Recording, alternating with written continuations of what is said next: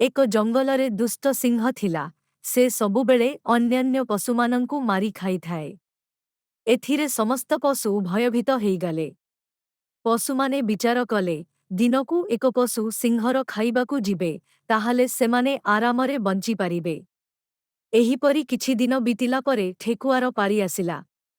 ଠେକୁଆ ଚତୁର ଥିବାରୁ ଧୀରେ ଧୀରେ ଚାଲିଲା। ସିଂହ ବିସ୍ମିତ ହୋଇ ପଚାରିଲା, ଏତେ ଦେରି କିଏ କଲା?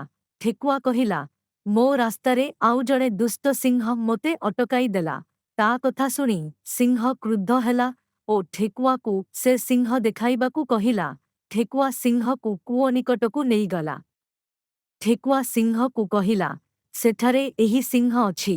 ସିଂହ ଉତ୍ସାହିତ ହୋଇ ପାଣିରେ ନିଜ ପ୍ରତିବିମ୍ବ ଦେଖିବାରେ ଶତ୍ରୁ ବୋଲି ଭାବି ରାଗରେ କୂଅକୁ ଡେଇଁଲା ଓ ମରିଗଲା।